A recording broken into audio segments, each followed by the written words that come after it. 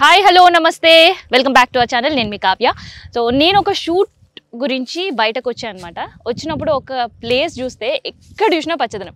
ఇక హైదరాబాద్ సిటీలో లేని నేను ఎక్కడో బయట ఉన్నట్టు పల్లెటూరులో వెళ్తే అట్లాంటి వాతావరణం ఉంటుందో సేమ్ అట్లే కనిపిస్తుంది. ఈ వచ్చే వే అంతా కూడా కొబ్బరి చెట్లు, తర్వాత పొలాలు. సో ఇవేంది మేము కూడా చూసుంటాం అనుకుంటారు కదా. ఇంకో స్పెషల్ కనిపించింది, అందుకని ఇవాళ వీడియో చేస్తున్నా. అదేంటి తెలుసా? రుద్రాక్ష.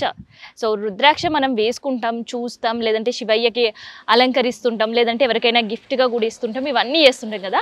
అది కాదు. సో రుద్రాక్ష చెట్టే నాకు ఇక్కడ కనిపించింది అనమాట.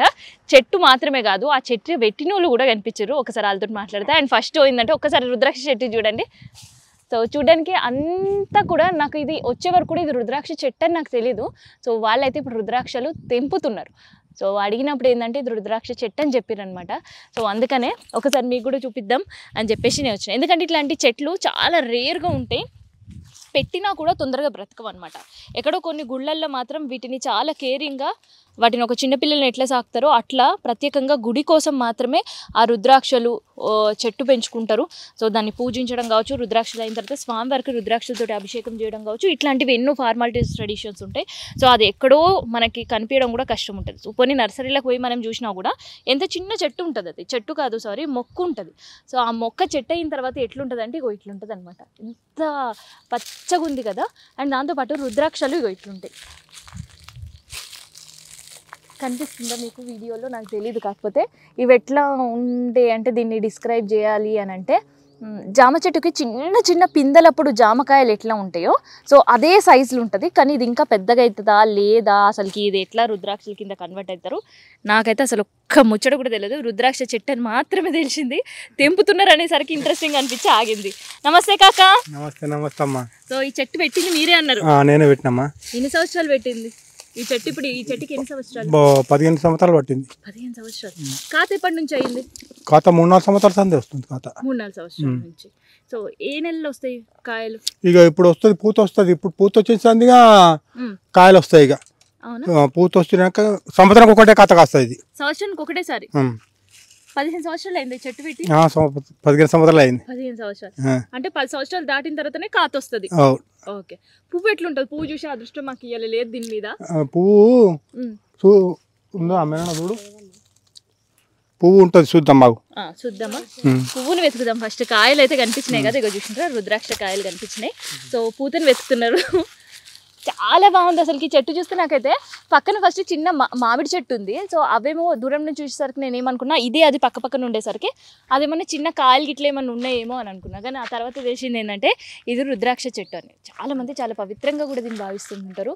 అండ్ ఇది చెప్పారు కదా సంవత్సరానికి ఒకటేసారి వస్తుందట. పెట్టిన 10 సంవత్సరాల తర్వాత కాత వచ్చిందట. కనిపించిందా కాక? కనిపించలేదు. ఇందుకని వస్తుంది, ఇక పూత వస్తుంది. ఇక్కడికని పూత వస్తుంది అనమాట. ఇలా అంత పూత వస్తుంది. ఇక ఓకే. పూత ఎట్లుంటది? ఏ పువ్వులాగా ఉంటుంది? చిన్న చిన్నగా ఉంటాయి, చిన్నగా ఉంటాయి, చిన్న చిన్నగా ఉంటాయి. కుచ్చాలు కుచ్చాలు కాస్తుంది. అవునా? ఏ కలర్ ఉంటది అది పువ్వు? రంగు తెల్లగా ఉంటాయి. తెల్లగా. ఇప్పుడు మనకి ఇందాక జామ చెట్టుకి తెల్లగా పూత వస్తుంది. ఇంత దానికి అలాగ వస్తుంది, దీనికి అలాగ వస్తుంది. దానికంటే చిన్న ఉంటదా? చిన్నగా ఉంటది. ఇంకా అదే కలర్ ఉంటది. అదే కలర్ ఉంటది. ఓకే. సో ఒక్కసారి మాకు కూడా కాయలు చూపి. పూత అయితే మన కోసం వెతికిండ్రు, కానీ ఎక్కడ కూడా పూత కనిపించలేదు. కాయలు అయితే చెట్టు పైన ఉన్నాయి. అండ్ తెంపినవి కూడా ఉన్నాయి. సో అవి కూడా మీకు నేను విజువల్స్ లో చూపిస్తా. అవి అయితే తెలుసు. సో కానీ అవి చూడడానికి మొత్తం ఏగో కాయలు. సో ఇవన్నీ కూడా రుద్రాక్ష కాయలే. సో కాయలు అని ఎందుకు అంటున్నానంటే కాయలుగా కనిపిస్తున్నాయి. అసలుకి ఇవి రుద్రాక్షలు ఎట్లా కన్వర్ట్ అవుతాయి అని నాకైతే తెలియదు. సరే కనుక్కుందాం. సో చూడడానికి మొత్తం కాయలే ఉన్నాయి కదా. కాయలు ఉన్నాయి. మక్తే ఇట్లా ఇట్లా తీసి వెళ్ళిపోతుంది. ఓకే. ఇట్లా తీసి వెళ్ళిపోతుంది. అవునా? ఇప్పుడు కాయలే ఉన్నాయి కదా, వీటిని మక్క పెట్టాలా? మక్క పెట్టాలి. 3-4 రోజులు పడుతుంది మళ్ళీ. ఓకే. ఎట్లా మక్క పెడతారు? గంపలేసి పెడితే అవే మక్తాయి. ఇక మరి ఎట్లా తెలుస్తుంది ఇవి ఖచ్చితంగా? ఇప్పుడు చూస్తే తెలుస్తుంది. మెత్తగా అయిపోయింది వెళ్తున్నాయి అంటే తీస్తాం. ఇక తీస్తారు, లేదంటే ఇంకా మక్క పెడతారు. అంటే ఎప్పుడైనా చెట్టు మీద మక్క ఖచ్చితంగా కాయనే తెంపాలి. కాయ తెంపి మక్క. మళ్ళీ చెట్టు మీద ఎక్కరట. ఎక్కరు కూడా. మరి ఎట్లా తెంపుతారు కాయలు? అన్ని కట్టతో కొట్టాలి అన్ని. ఓకే. కట్టతోటి కొట్టే తెంపాలి. మరి ఈ రోజు తెంపాలి, ఈ రోజు తెంపొద్దు అట్లా గిట్ల ఏమన్నా ఉంటుందా? ఉండదు. ఏం లేదు. అయినాక ఇప్పుడు కాయలు అయినాక పిట్టలు గిట్లా ఎత్తుకపోతుంటాయి, తెంపుకొని ఎత్తుకపోతుంటాయి పిట్టలు. అవునా? ఇక తెంపుతాం అందుకనే. ఇంకా పూజ ఏమి ఉండదు, గబ్బిలాలు అవి ఉంటాయి కదా, ఎత్తుకపోయి ఆడ చెట్ట మీద పెట్టుకొని తింటుంటాయి అవి ఈ కాయలని. అందుకనే ముందే తెంపేస్తుంటారు. మరి ఈ చెట్టుకి పురుగు పూజ ఏం రాదు, పురుగే రాదు, అసలు పురుగే రాదు. ఇంకో ఒక చెట్టు ఉంది, ఆ చెట్టు గాయలేదు ఈసారి. ఆ చెట్టు ఇగో ఈ చెట్టు ఇంకొకటి చెట్టు గాలిదుమాలకు పడిపోయింది. ఇంత చెట్టు పడిపోయింది. అయ్యో, వాటికి నీళ్ళేనా లేదంటే ఇంకా నీళ్ళే కాదు, డ్రిప్పింగ్ సిస్టమ్ ఇది. డ్రిప్పింగ్ సిస్టమ్ వస్తాయి, నీళ్ళు వస్తాయి అన్నమాట. ఓకే, డ్రిప్పింగ్ సిస్టమ్ తోటే నీళ్లు. వీటికి మందులు గిట్ల ఏమైనా కొడతారా? ఆర్గానికే అంటే ఆవు పెండ కావచ్చు, అది మాత్రమే, అంతే. గోమూత్రం అవే, అంతే. మందులు గిట్ల ఏం అవసరం లేదు చెట్టుకి. కొట్టం, ఇక మందు పాకెట్ తెస్తారు. అవి ఏంటి అవి ఏం కాయాలి, నల్ల మందు అన్నిటికీ, చెట్టకు అన్నిటికి వేస్తాం. నెలకు ఒకసారి వేస్తాం, మళ్ళీ అన్నిటికి వేస్తాం. ఇదైతే సంవత్సరానికి ఒకటేసారి కాస్తుంది. సంవత్సరానికి ఒకటిసారి కాస్తుంది. అది ఎండాకాలంలోనేనా? ఇప్పుడు పూత వస్తుంది, పూతకొస్తే ఏంది వానకాలంలో ఇంత కాయలు అవుతాయి. ఇంత కాయలు ఇంత ఇంత ఇంత అంత పెద్దగా అవుతాయి. ఇక ఓకే, వానకాలం నుంచి కాత స్టార్ట్ అయితే ఎండాకాలం వెళ్తుంది కాయలు వచ్చేవారు.